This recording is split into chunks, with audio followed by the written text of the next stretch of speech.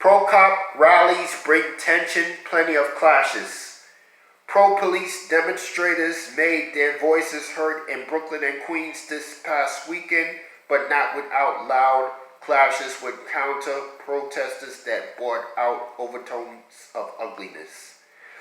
Sunday saw a tense clash at Culture Park in Bayside, Queens, where members of the Back the Blue group supporting NYPD admissed the ongoing protests following the murder of George Floyd in Minneapolis PD custody in late May clashed with members of the Black Lives Matter movement as the rally began to take shape.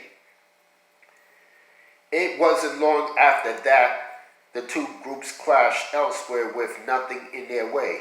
The pro-police group brandished altered American flags with the thin blue line symboling that cops are what is keeping the United States from descending into chaos, along with Trump 2020 signs met BLM protesters, while members of the NYPD attempted to ease tensions.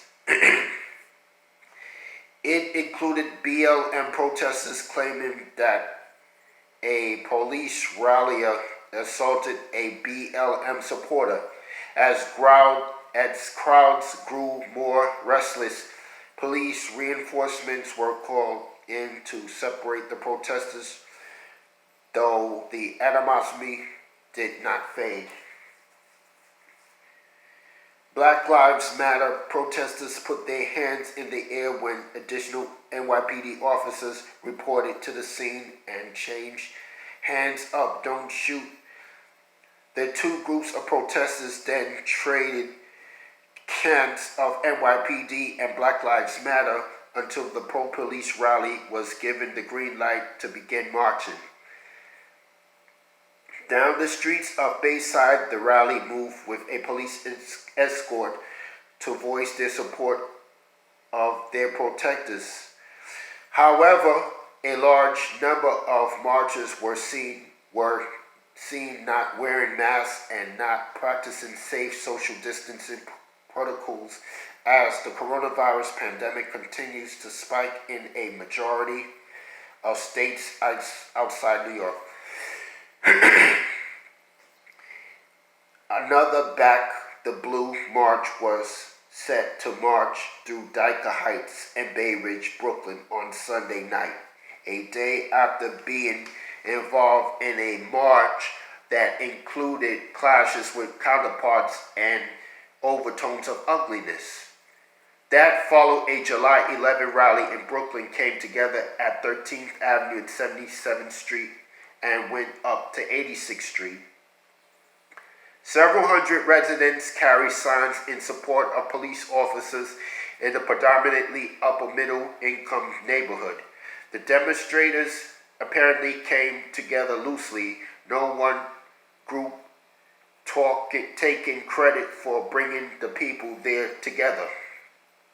The NYPD and America needs our support now more than ever. We must support them, said Patrick Park, a resident Dyker Heights.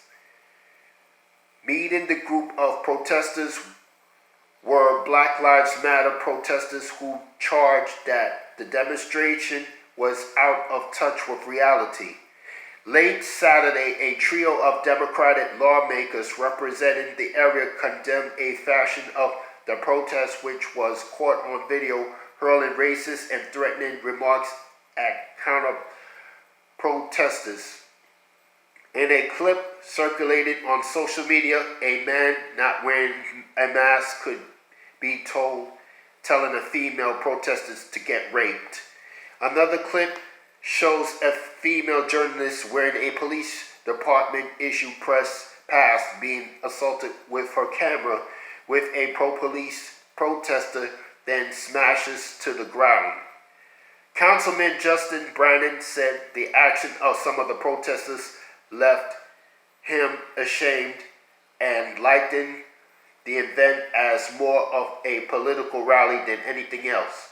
Today in Dyker Heights, there was an event billed as support the NYPD march. I have no doubt that some showed up with that intent. But what I saw looked more like a Trump rally organized by Republican and conservative elected officials and party leaders designed to divide our community. And they succeeded. The poll said in a lengthy statement, "It is no secret that our neighborhood doesn't always agree politically, and that's fine. But there are some things we cannot agree to disagree on. Racism, xenophobia, sexism are not disagreements, but fundamental devaluing of fellow human beings and neighbors." Visit amny.com for the latest on the pro-police demonstrations.